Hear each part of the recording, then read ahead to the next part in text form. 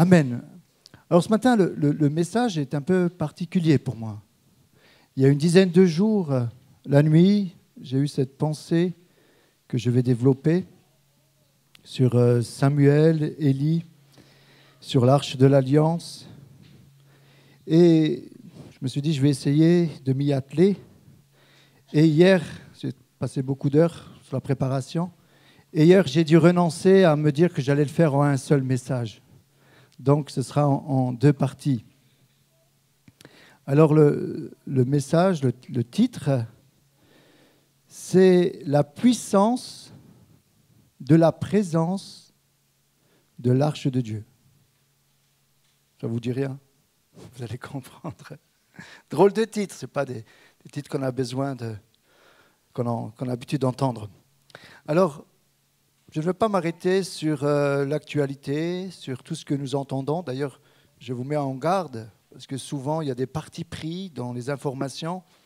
Et c'était très important aujourd'hui d'avoir du discernement lorsqu'on reçoit des informations, et pas tout gober comme des mouches.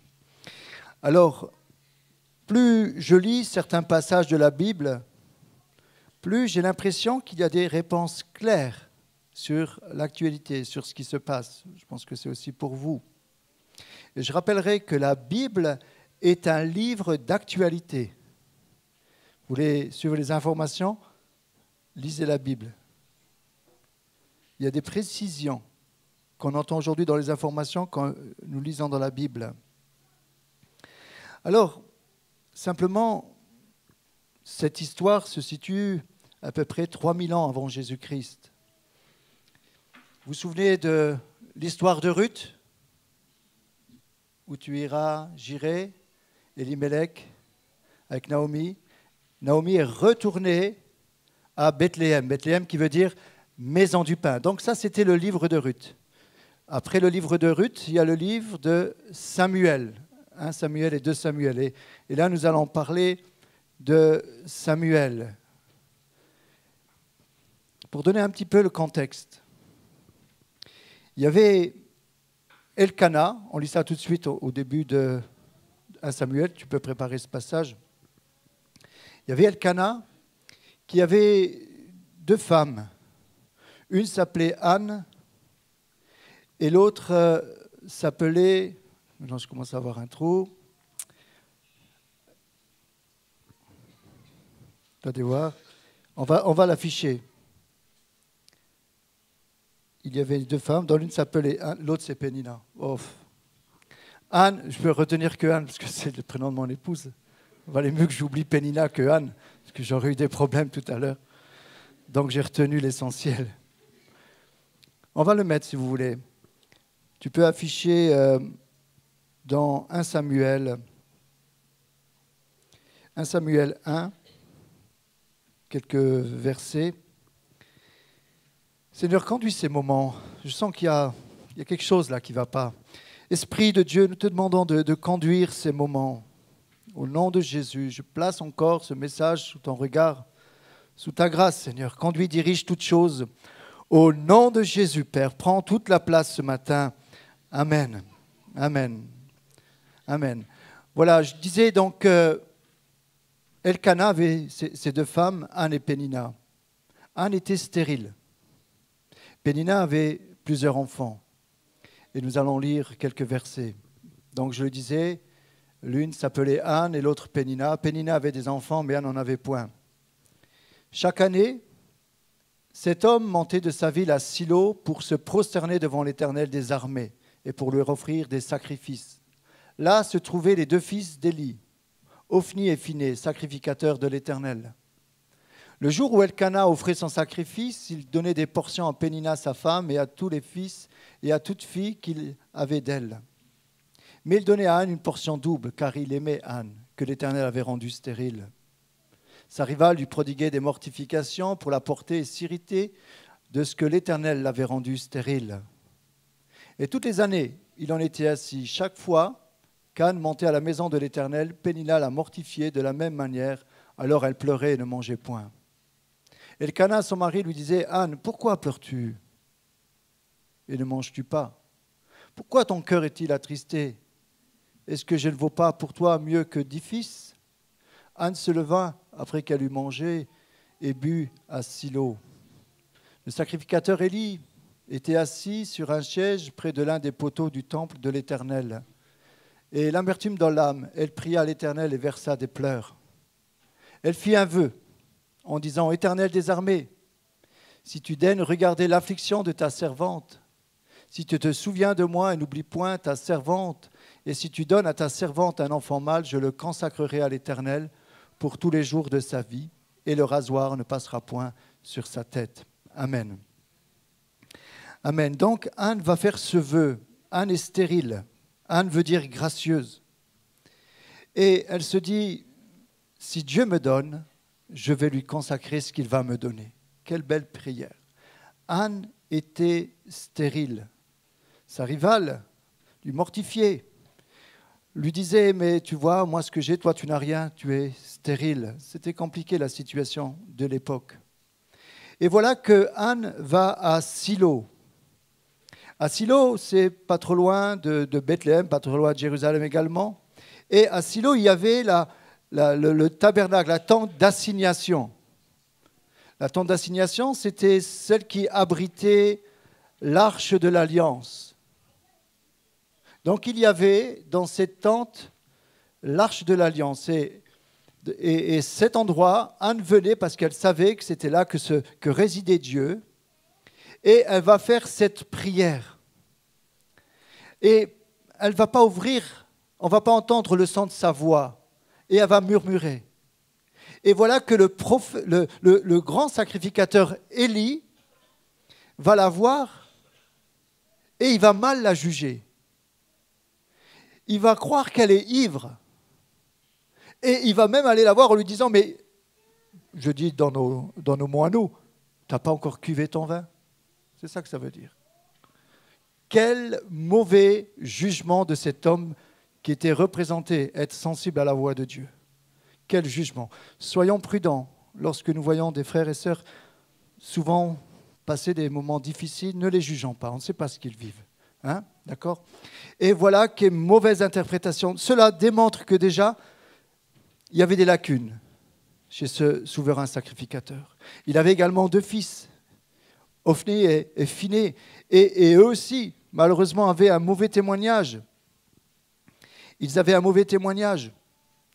Lorsqu'il y avait les sacrifices, ils piquaient dans la marmite, ils prenaient les meilleurs morceaux.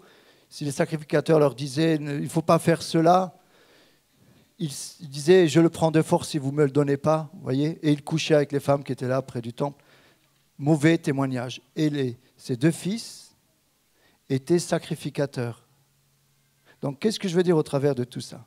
Ces 2 fils étaient censés veiller sur la présence de Dieu, sur l'arche de l'Alliance. La Bible nous dit que dans cette période des juges, on passe ensuite avec Samuel à la période des rois, mais c'est une période transitoire, chacun faisait ce qui lui semblait bon. Et malheureusement, il y avait un mauvais témoignage. Et la Bible nous dit que dans ce temps-là, il n'y avait pas beaucoup de prophètes, il n'y avait pas beaucoup de... Dieu ne parlait pas en fait. On n'entendait pas la voix de Dieu, il n'y avait pas de vision. Et voilà que maintenant, il y a cette femme, Anne, qui est stérile. Dieu va lui donner un enfant, Samuel, le grand Samuel. Samuel qui veut dire Dieu a exaucé. Et Anne veut dire gracieuse. Et voilà que Dieu va lui donner cet enfant et elle va tenir promesse. Elle va l'apporter, le consacrer à Silo. Elle va l'offrir à Dieu et elle va le remettre à Élie. Attention, ce n'est pas Élie le prophète, hein, c'est Élie le souverain sacrificateur, ce n'est pas la même chose. Et elle va le donner et Élie va commencer à grandir, au pied d'Élie. Et là, il arrive un moment, un soir ou une nuit, on entend, Élie entend, Samuel entend, Samuel, Samuel. Première fois. Samuel se lève, il dit, on m'a appelé. Deuxième fois, Samuel, Samuel. Il va se recoucher. Troisième fois, Dieu appelle Samuel. Samuel, Samuel. on voit que Samuel va réveiller Élie. Ne vous inquiétez pas, ça ne me dérange pas. Je dis c'est compliqué ce matin, mais Dieu nous parle ce matin. Et voilà que Élie va dire à Samuel, lorsque tu entendras cette voix, tu diras, parle, car ton serviteur écoute. Moi je crie aussi, hein, il n'y a pas que les gosses qui crient. Moi aussi je suis crié. Hein. Parle, car ton serviteur écoute. Et voilà qu'à nouveau, on entend Samuel, Samuel. Et là, c'est Dieu qui parle. Samuel vient, entend pour la première fois la voix de Dieu. Élie lui dit, quand tu entendras sa voix, tu diras, parle, car ton serviteur écoute. Ce matin, lorsque Dieu te parle, est-ce que tu peux lui dire, parle, ton serviteur ou ta servante t'écoute? Moi, j'aime faire cette prière. Est-ce qu'on peut la faire ensemble? Parle, car ton serviteur t'écoute. On le dit ensemble, les femmes, tes servantes, hein? Ok, on ne mélange pas. Parle, car ta servante t'écoute. C'est beau, hein? Et voilà que Dieu va parler et il va révéler à Samuel ce qui va se passer pour la famille d'Élie, à cause du péché, à cause de ce qu'ils vont faire, qu'ils ne vont pas respecter les offrandes de Dieu. Voilà un petit peu pour rentrer un petit peu dans le contexte. Alors, pour aller plus loin ce matin, Samuel veut dire exaucé de Dieu ou entendu. Dieu a fait grâce à Anne, et c'est ce que veut dire son nom, comme je le disais. On va lire 1 Samuel 3, de 1 à 10, pour rappeler justement cette parole. Parle, car ton serviteur écoute. Je voudrais que ce matin, on puisse retenir cette parole et que dans nos prières, lorsque nous venons devant Dieu, nous puissions lui dire ensemble, dans votre culte personnel, c'est ce qui va commencer à débloquer la situation pour vos vies. De lui dire, parle. Souvent, on parle beaucoup, nous. Est-ce que ça vous est déjà arrivé, dans une discussion, que celui qui est en face de nous, il ne peut pas en placer une? Ou lorsqu'on est dans la prière, est-ce que vous laissez un moment à Dieu pour vous parler? Ou vous commencez votre prière et vous terminez et Dieu n'a même pas pu en dire un mot? C'est important quand nous prions de s'arrêter, de faire une pause et de dire à Dieu, parle, ton serviteur écoute, et de faire un temps de silence. C'est très important. Le jeune Samuel était au service de l'Éternel devant Élie. La parole de l'Éternel était rare en ce temps-là. Les visions n'étaient pas fréquentes. En ce même temps, Élie, qui commençait à avoir les yeux troubles et ne pouvait plus voir, était couché à sa place. La lampe de Dieu n'était pas encore éteinte. Et Samuel était couché dans le temple de l'Éternel où était l'arche de Dieu. Amen. Élie était là, couché dans le temple à côté de l'arche.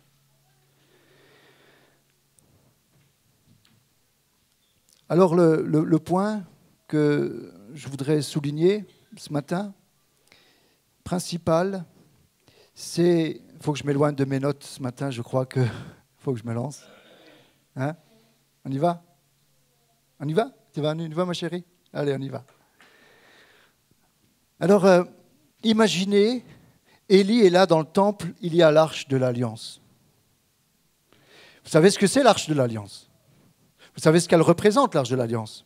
Allez, je vais quand même lire au moins ce qu'elle représente et après je lâche. Hein.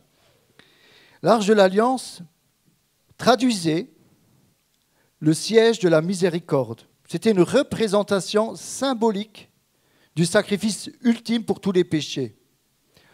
Elle amenait déjà, comme Olivier l'a bien dit, hein, le sang de Christ versé pour la croix.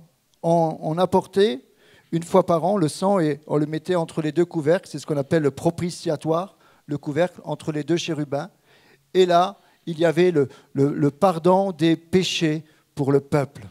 Donc Dieu couvrait, comme Olivier le disait, Dieu couvrait les péchés, mais tout cela, il fallait le répéter. Et cela était simplement une préfiguration de Jésus qui allait venir pour mourir et donner son sang une fois pour toutes. Donc, quand je vais lire dans ces passages l'arche de l'Alliance, ou quand je parle de l'arche de l'Alliance, pensez que c'était simplement pour annoncer que Jésus allait venir et qu'il allait remplacer cette arche de l'Alliance. Amen. Alors voilà maintenant ce qui va se passer. Il y a un contexte particulier, Samuel commence à grandir, donc c'est le successeur d'Élie, donc Dieu va révéler à Samuel qu'il allait remplacer Élie et qu'il allait l'utiliser. Et Samuel dit, mais qu'est-ce que tu as dit Dieu? Il dit, dis-moi-le. Et Samuel va dire à Élie, voilà, Dieu m'a dit qu'il allait avoir un jugement sur ta maison parce que tu as négligé tes enfants, tu ne les as pas repris comme il le fallait, tu les as laissés faire. Ils ont souillé mon œuvre, ils ont souillé les choses de Dieu, les offrandes, ils ont couché, ils ont fait des choses qu'il ne fallait pas et tu as laissé faire tes enfants. Et Dieu dit, il y aura un châtiment pour tes enfants, pour ta famille. Et tes 2 enfants mourront en même temps.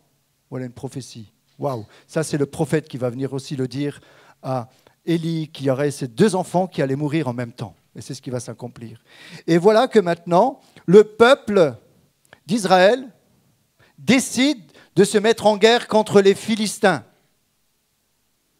Ils vont rentrer en guerre et voilà, ils n'ont pas consulté Dieu. Ils ont été pour se battre et ils vont avoir une grande défaite. Ils vont perdre 4000 personnes sur le terrain. 4000 personnes. Ils vont revenir vers le peuple et ils vont dire « Pourquoi ?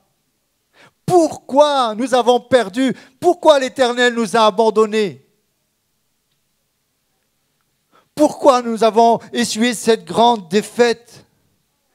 Pourquoi Dieu m'a abandonné? Mais est-ce que ce n'est pas eux qui ont abandonné Dieu? Dans ta vie, des fois tu crois que Dieu t'a abandonné, mais est-ce que toi, tu n'as pas abandonné dans certains domaines Dieu? Alors le peuple se dit, voilà, on va maintenant se battre à nouveau contre les Philistins, mais on va prendre l'arche de l'Alliance. On a un gris-gris.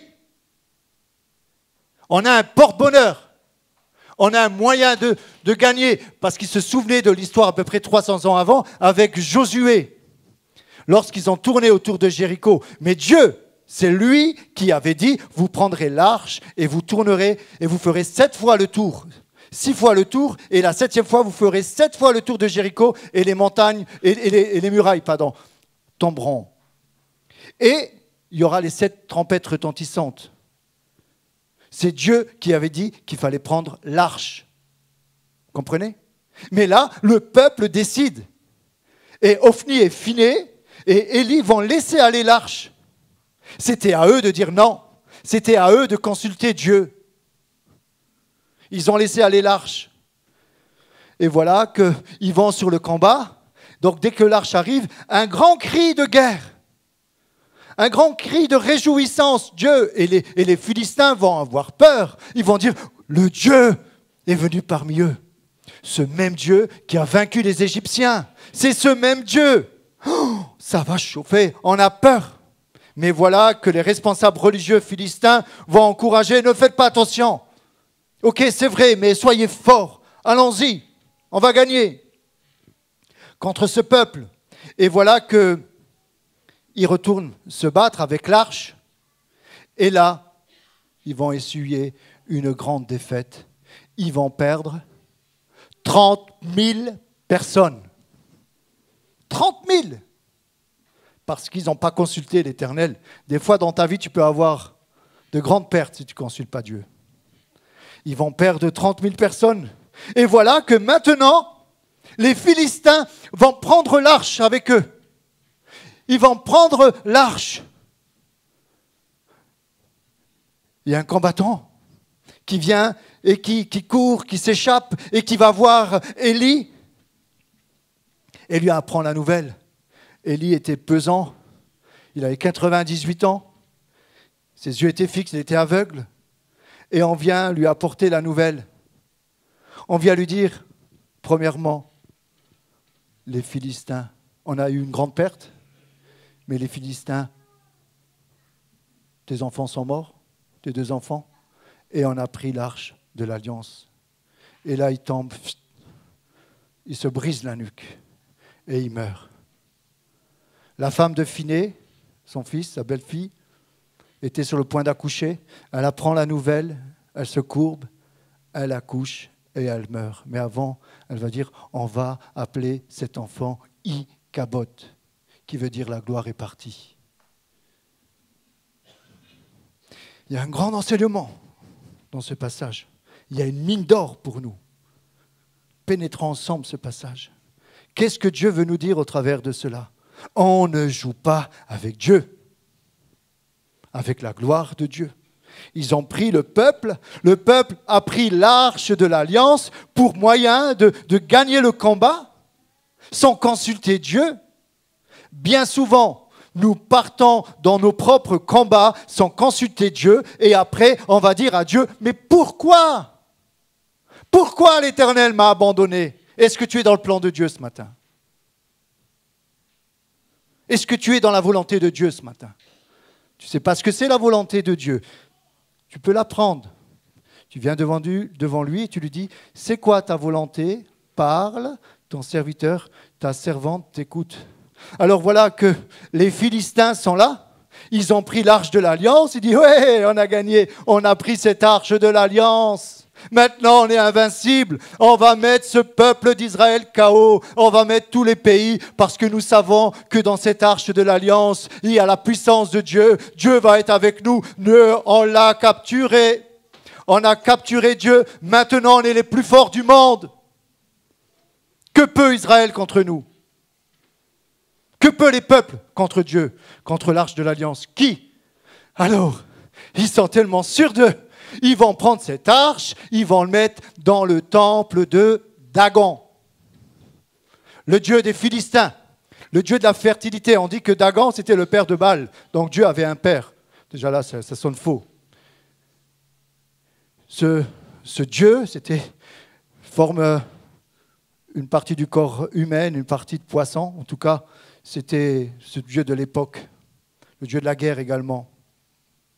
Imaginez, comme si Dieu ne sait pas se défendre tout seul.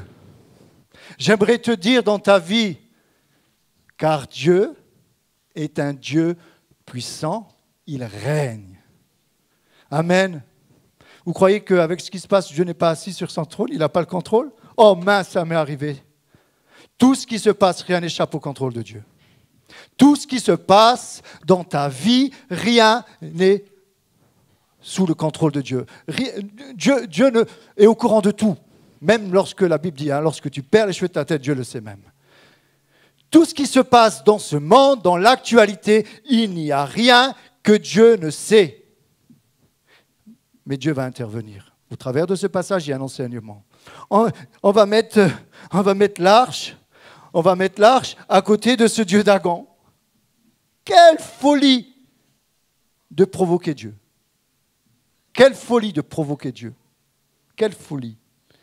Alors, le lendemain, on vient voir dans le temple, peut-être on peut faire une association, Dagon et puis l'Arche de l'Alliance, ce Dieu-là plus ce Dieu-là, on va révolutionner le monde. Et voilà qu'ils arrivent le matin dans ce temple de Dagon, et ils vont voir que ce Dieu Dagon est, pouf, face contre terre. Il est par terre. Peut-être qu'il y a eu un coup de vent. Ils arrivent le matin et se disent, mais oh là là, notre Dieu Dagon est tombé. Il faut l'aider à se relever. Est-ce que vous pensez que notre Dieu, il faut l'aider à se relever? Il est sorti du tombeau. Personne ne l'a aidé. Il est ressuscité. Il est vivant. La mort n'a pu le tenir. Mais voilà que ce Dieu Dagon, il faut l'aider. Les dieux de ce monde, il faut les aider parce que c'est des faux dieux. C'est des dieux de pierre, des dieux de bois. Des dieux de bois, c'est des dieux qui n'entendent pas. Mais derrière ces dieux-là, il y a des puissances en action. Et Dieu va donner une leçon à Dagon, comme il donne une leçon au monde, que le Dieu Tout-Puissant règne. Il est le Tout-Puissant. Voilà que Dieu, ils vont le ramasser. Ils vont se ramasser une parce qu'ils ne vont pas comprendre la leçon. Le lendemain, ils reviennent. Voilà que Dagon a les bras coupés, la tête coupée. Il est là. On voit que le tronc étendu sur terre, par terre, près du seuil. Voilà ce que Dieu a fait. Dieu a mis KO les faux dieux. Où était le peuple pour se battre contre les Philistins? Non. Le peuple va voir ça, le peuple philistin. Et là, ils se disent, alors, tellement superstitieux, ils vont faire comme un dogme. Maintenant, quand on va dans le temple de Dagon, il faudra passer le seuil parce que nous avons vu Dagon par terre. Mais derrière, il y a la puissance de Dieu qui a vaincu ce Dieu-là. J'aimerais te dire ce matin, aujourd'hui, cette arche de l'alliance, c'est Jésus-Christ. Si tu acceptes Jésus-Christ, tu vas être fort contre les autres dieux qui combattent contre toi, contre les difficultés de ta vie. Alors tu dis, mais comment cela va-t-il se faire? C'est simple. Si tu restes à ses pieds, si tu lui dis, parle, ton serviteur t'écoute, si tu veux faire sa volonté, à ce moment-là, Dieu va voir ton cœur et il va venir ton Dieu qui va combattre pour toi. Dieu combat pour nous. Alors ce peuple est là et il se dit, mais on a peur. Maintenant, on va envoyer cette arche, et ça sera la suite de mon message, chez les Asdoniens. Et ce peuple, ils vont prendre l'arche, on va leur donner l'arche, mais voilà qu'il y a une plaie qui éclate, une plaie d'hémorroïdes, qu'il y en a beaucoup qui vont mourir à cause de l'arche. Le peuple n'est pas venu se battre. Et j'aimerais dire ce matin, au travers de cela, Dieu veut nous montrer qu'il combat pour nous. Maintenant, c'est important pour le peuple de Dieu de s'unir dans la prière pour laisser la puissance de Dieu.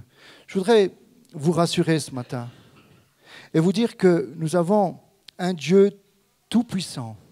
Et quelles que soient les épreuves de ta vie, quelles que soient les épreuves, laisse tout simplement Jésus s'exprimer dans ta vie. Fais-lui confiance. Fais-lui confiance. Consulte Dieu. Viens dans sa présence. Viens lui demander. Viens lui demander qu'il t'utilise, qu'il t'encourage à aller plus loin dans ce qu'il a pour ta vie. Mais laisse Dieu prendre le contrôle de ta vie ce matin et tu verras qu'il combat pour toi. Si Dieu est avec nous, qui sera contre nous? Amen. Nous avons ce Dieu à nos côtés. Dieu nous envoie aujourd'hui avec l'arche combattre nos ennemis. Dieu nous envoie aujourd'hui avec Jésus-Christ en nous combattre nos ennemis. Nous ne sommes pas seuls. Nous ne sommes pas seuls dans le combat. Souvent, on peut se dire, comme ce peuple, mais pourquoi ça nous arrive? Alors, on va se dire, mais moi, je vais essayer de faire ça ou je vais essayer de faire cela. Pourquoi il y a des pertes dans ma vie? Pourquoi? J'aimerais te dire que tout a commencé avec une femme stérile, Anne. Tout a commencé avec une femme stérile qui a consacré son fils. Et c'est ensuite le prophète Samuel, le prophète Samuel qui va donner les directives et qui va permettre que le peuple gagne. Et là, il y a une direction divine qui est donnée au travers de ce prophète. Mais tout cela a commencé par une prière. Elle pleurait, elle murmurait. Ce matin, je t'encourage dans ce que tu vis. Simplement, allez dans la présence de Dieu. Prends du temps. On a de moins en moins de temps aujourd'hui. Prends du temps pour l'essentiel. Ne te laisse pas avoir. La Bible dit racheter le temps. Est-ce que tu arrives à prendre un peu de temps avec Dieu?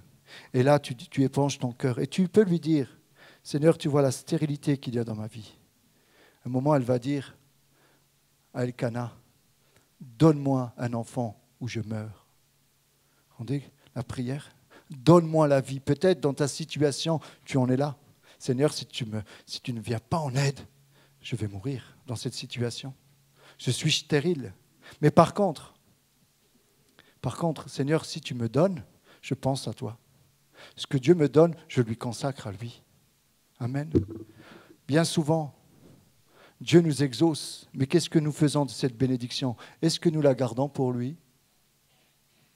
Est-ce que la bénédiction de Dieu va servir à son royaume ou elle va uniquement servir à notre royaume? Le royaume, c'est la sphère où Dieu règne. J'aimerais te dire, lorsque Dieu te donne quelque chose, rends-lui et il te donnera au centuple. Ça, on oublie. Moi, j'aime pas parler, vous savez, j'aime pas parler d'argent, j'aime pas parler de la dîme. Et encore là, je me suis fait une réflexion. Il faut que le Seigneur il conduise quelqu'un qui parle de ça, parce que le peuple peut passer à côté de Dieu lorsqu'il n'est pas fidèle dans ses offrandes à Dieu. Mais Dieu pourvoira pour que quelqu'un parle de cela. Mais j'aimerais te dire que quand tu donnes à Dieu, tu donnes pour le royaume, mais Dieu va te bénir. Anne, gracieuse, elle est venue au lieu de repos qui est Silo. Viens avec ta stérilité au lieu de repos. Jésus a dit, venez à moi, vous tous qui êtes fatigués, chargés, je vous donnerai du repos. Elle est venue là où il y avait l'arche. On pourrait, et je crois que ça serait plus juste de faire cela.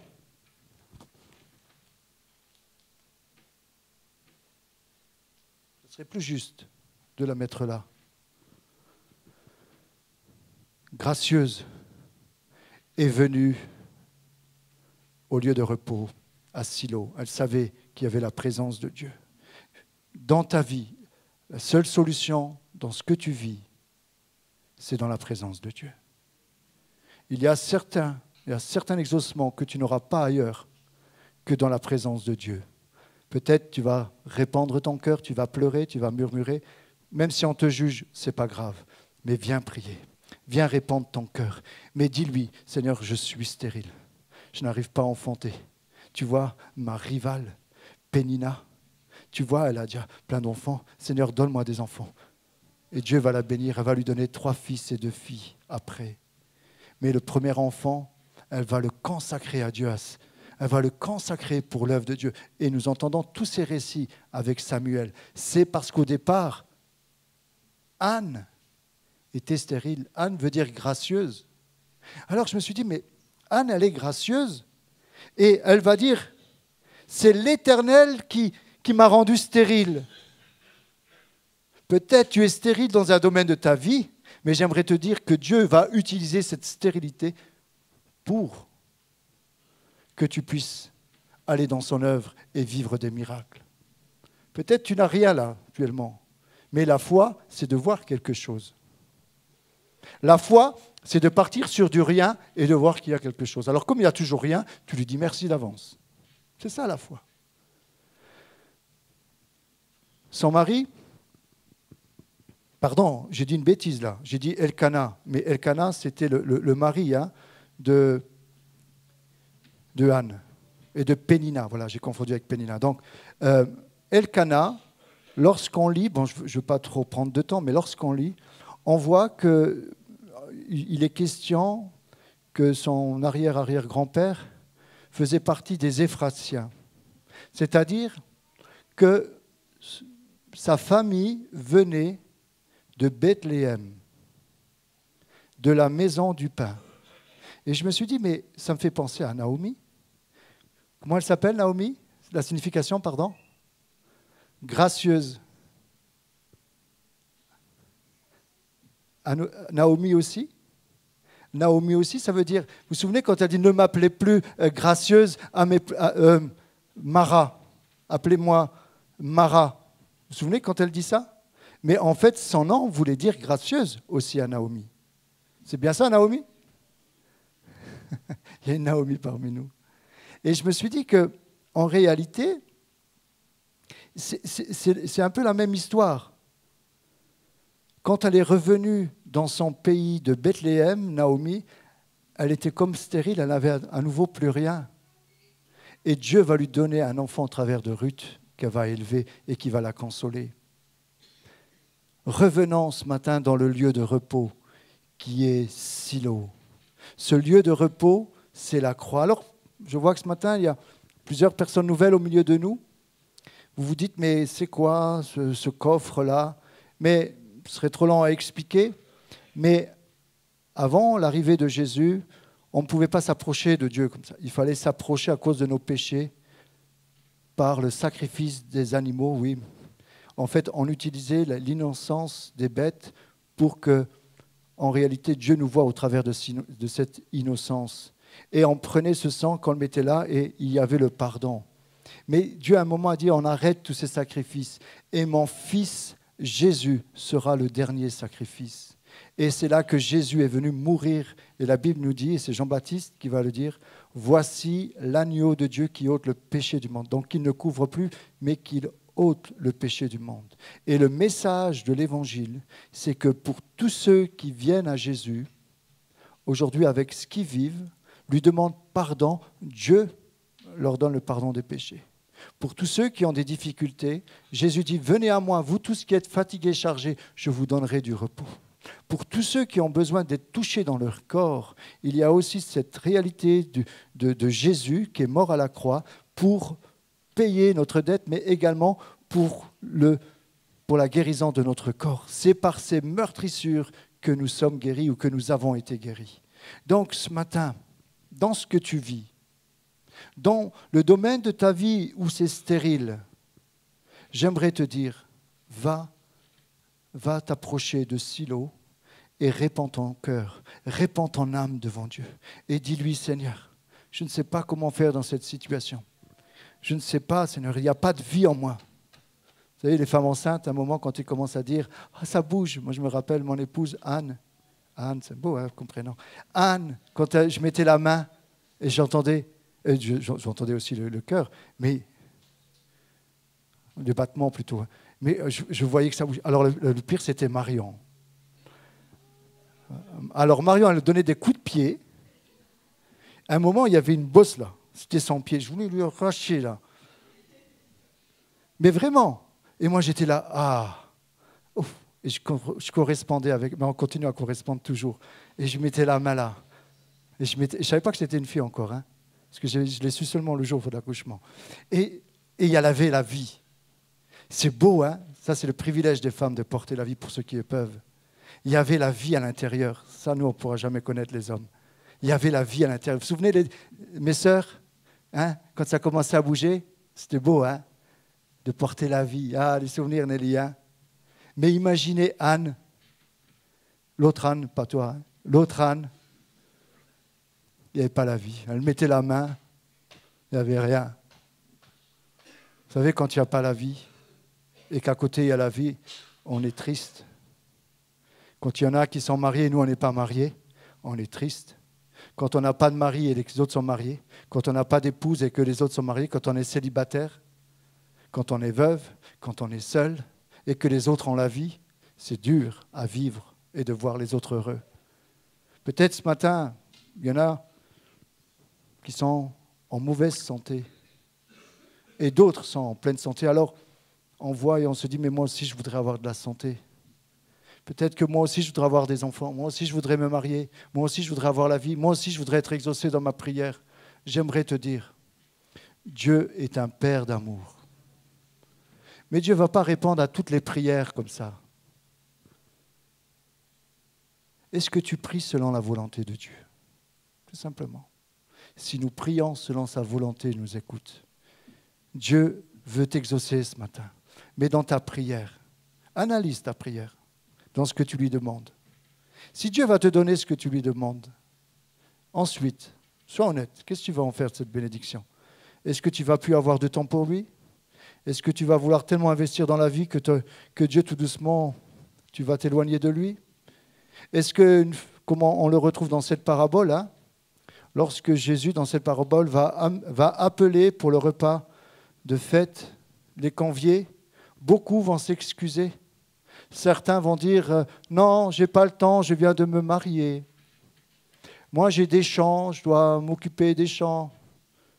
Je dois m'occuper de ça, je n'ai pas de temps. » Et dans cette parabole, il est dit « Va le long des haies, le long des chemins, va près des carrefours et invite ceux qui sont le long du chemin. » Et il nous est dit que la salle des noces fut remplie. J'aimerais te dire ce matin, ce n'est pas un problème. Ce n'est pas un problème l'exaucement de prière. Mais qu'est-ce que tu vas en faire? Est-ce que tu veux lui dire réellement, parle, car ton serviteur écoute? Est-ce que tu veux laisser Dieu parler dans ta vie? Alors j'aimerais te dire ce matin, qui que tu sois, jeune, moins jeune, si tu oses faire cette prière, parle, ça veut dire que tu dois l'écouter. Tu dois lui laisser la parole. Si tu veux qu'il te parle, prends la Bible. C'est le moyen par excellence qui va pouvoir te parler. Lis la Bible. Lis les paroles de Dieu, lis les évangiles, lis la parole de Dieu.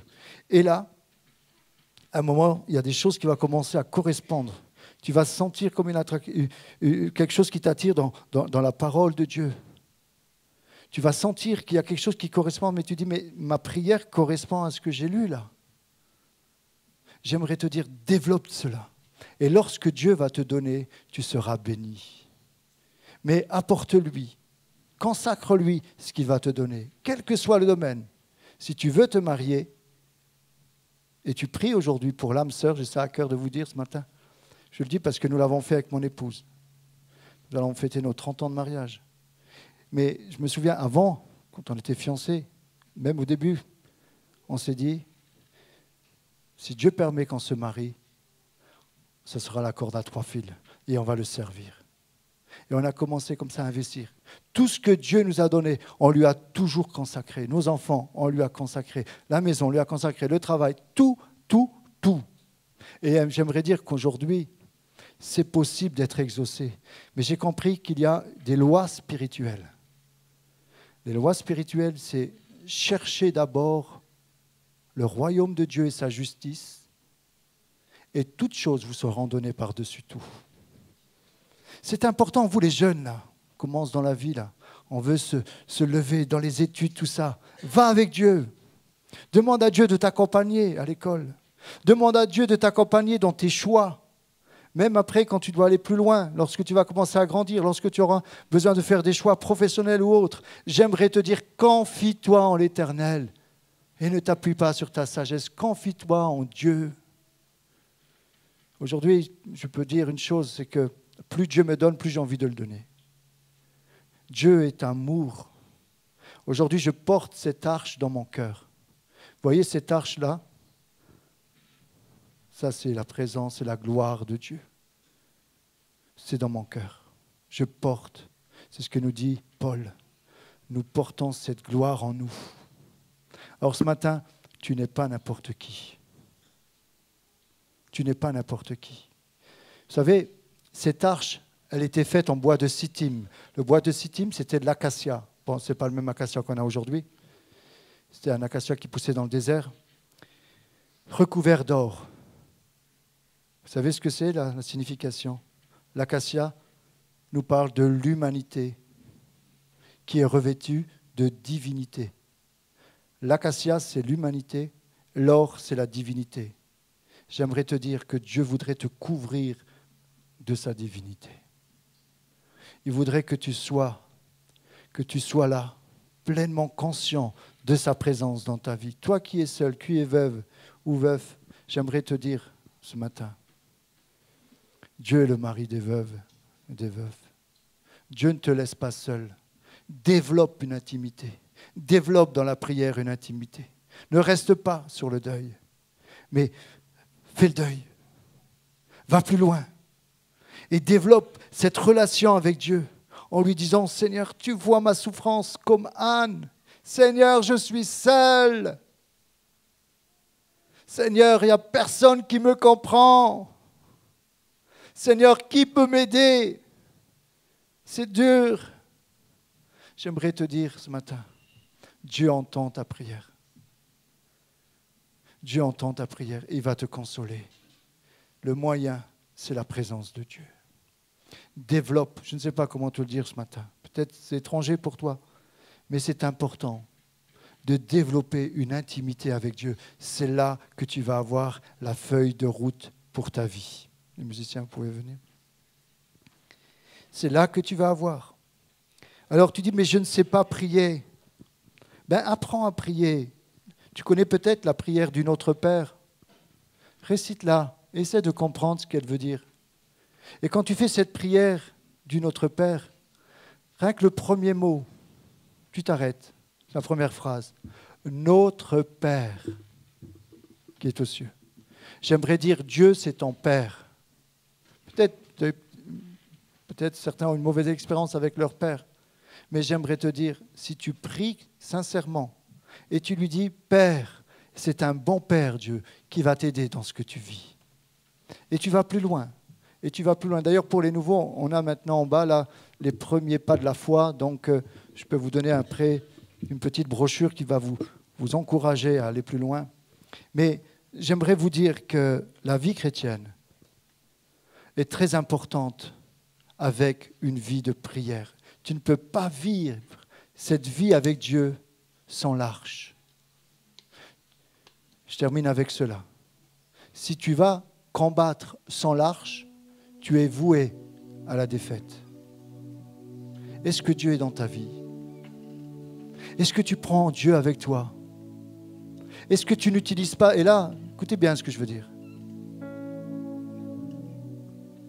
Est-ce que pour toi, comme pour le peuple, ils ont utilisé l'arche? Est-ce que pour toi, Dieu est le Dieu de solution? Et c'est pour ça que tu viens? Pour avoir la solution dans ta vie? Ou est-ce que tu as passé ce stade où maintenant c'est le Dieu d'amour, c'est ce Dieu qui veut que tu serves? Est-ce que Dieu, tu l'as pris dans ta guerre pour gagner? Ou est-ce que tu veux commencer à comprendre que Dieu a un cœur et il veut plus que ça? Est-ce que tu comprends que lorsque l'arche vient habiter en toi, tu ne fais plus ce que tu veux? Tu ne joues plus avec le péché. Ça a coûté cher à ces deux fils, Hophni et Phiné. Ils ont négligé la sainteté de Dieu. Ils ont joué avec Dieu. On ne joue pas avec Dieu. C'est très dangereux. Donc, ce matin, si tu as des péchés à confesser, confesse-les. Et demande à Dieu qu'il t'aide à les abandonner. Pour que l'ennemi n'ait pas de prise sur ta vie. Tu ne peux pas avoir une double vie. Tu ne peux pas. Parce que c'est l'ennemi au combat. Lorsqu'il y a des compromis. Vous savez, ces compromis, c'est quand il y a un combat qu'on les voit. On se sent vaincu. Et là, dans le combat, on va dire, mais pourquoi? Pourquoi Dieu nous a abandonnés? Pourquoi? J'aimerais te dire, écoute la voix de Dieu ce matin. Et dis-lui, pour terminer, non pas ma volonté, mais ta volonté. Parle, car ton serviteur, ta servante t'écoute. Je vais arrêter d'écouter les autres. Je vais arrêter d'écouter les bruits du monde. Maintenant, je veux t'écouter. Parle. On ferme nos yeux, si vous voulez bien.